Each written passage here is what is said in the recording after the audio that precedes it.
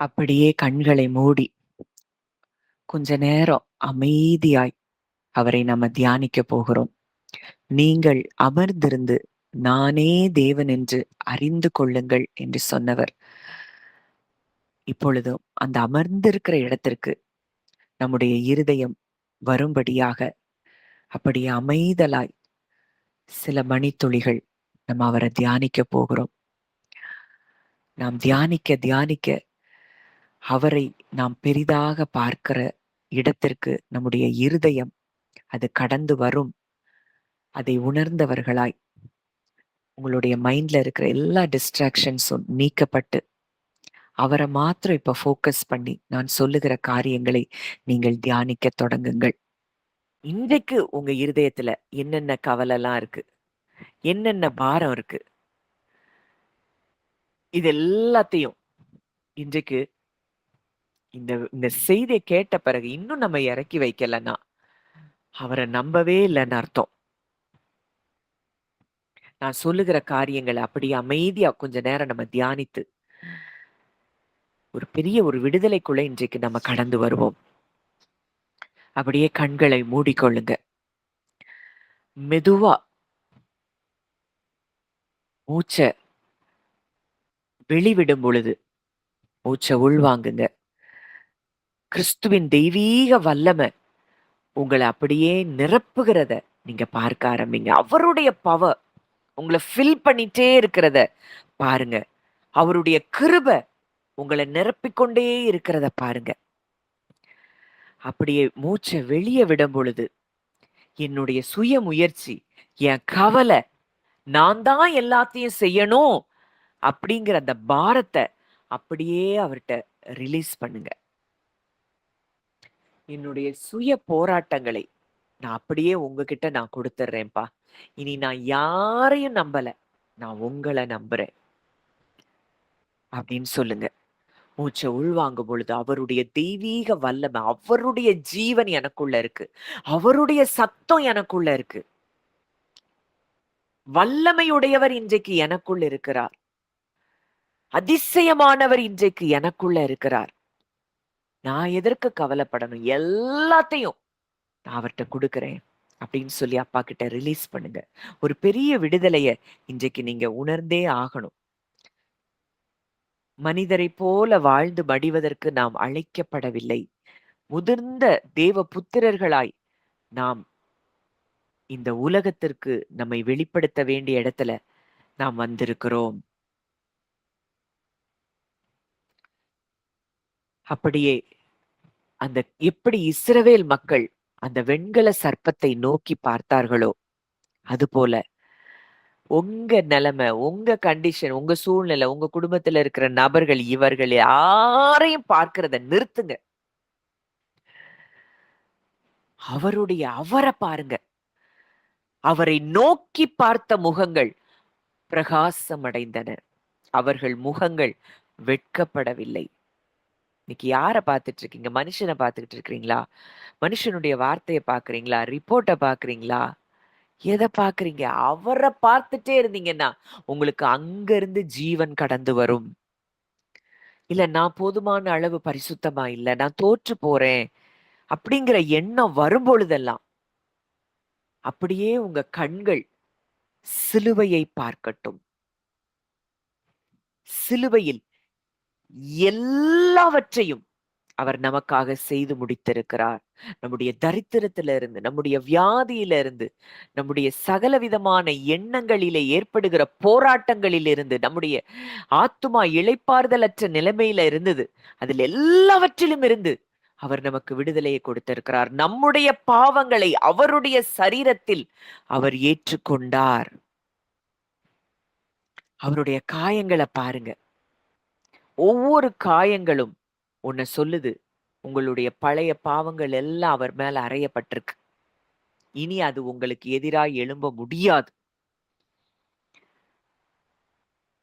நீங்க செய்ததுனால உங்களுக்கு இந்த காரியங்கள் சம்பவிக்குதுன்னு சொல்லி எதையும் ஏற்றுக்கொள்ளாதீங்க.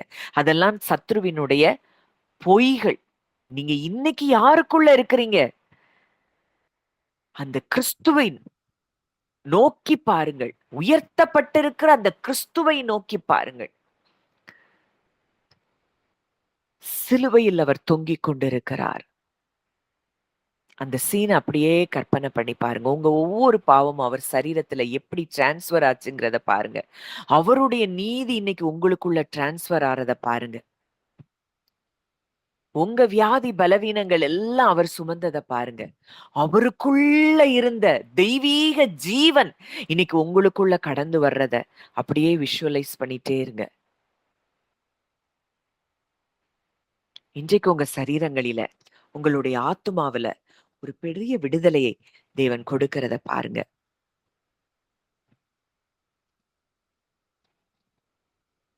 அப்படியே அடுத்த ஒரு காரியத்த நீங்க விஷுவலைஸ் பண்ணி பாருங்க. நீங்க எதெல்லாம் பெரிய பிரச்சனையா நெனைக்கிறீங்க, அது பின்னாடி உங்கள தொரத்துறதா, முன்னாடி வழியே இல்ல, அப்படிதான் நீங்க நெனைக்கிறீங்க. அத அப்படி பாருங்க. ஆனா, அந்த புயலுக்கு மத்தியில் அங்கே இயேசு நின்று கொண்டிருக்கிறார். அவர் உங்க வாழ்க்கையின் அத்தனை பிரச்சனைகளையும் அவர் அதட்டி இருக்கிறார், அமைதிப்படுத்தி இருக்கிறார்.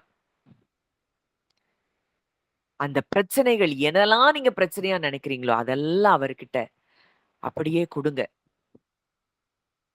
உங்க தோள்ல பாரமா சுமந்துட்டு இருக்கிறது எல்லாத்தையும் அப்பா கிட்ட கொடுங்க.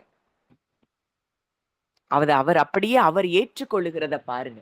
இன்னைக்கு நீங்க குடுத்துட்டு, நான் உங்ககிட்ட குடுத்துட்டேன். நீங்க சகலத்தையும் செய்து முடிக்க வல்லமையுள்ளவர். தேவரீர், நீர் சகலத்தையும் செய்ய வல்லவர். நீர் செய்ய நினைத்தது தடைபடாது என்பதை அறிந்திருக்கிறேன்னு எப்போ யோபு ஒரு ரெவலேஷன் அவருக்கு கிடைச்சதோ, அப்பதான் அங்க எல்லாம் அவருக்கு ரெஸ்டோரேஷன் நடக்கு.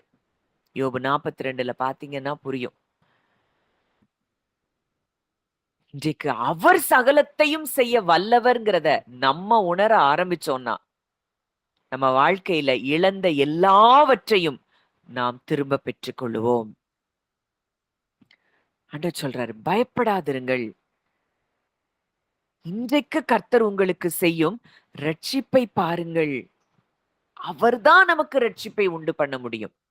அவராலே அல்லாமல் வேறொருவராலும் ரட்சிப்பு இல்லை.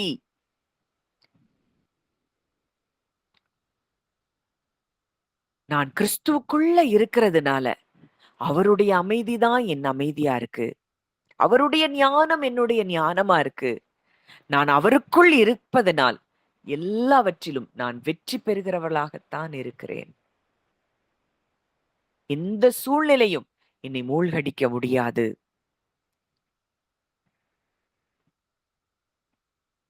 அப்படியே அதை உணர்ந்தவர்களா நம்ம ஜெபிக்கலாம்.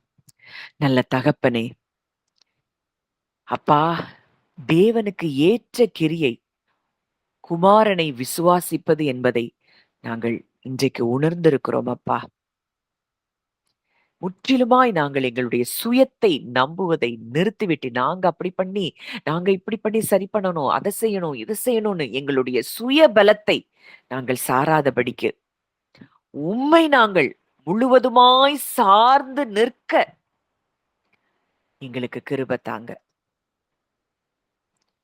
உங்க கரங்களிலே எங்களை தாழ்த்தி ஒப்பு கொடுக்கிறோம்.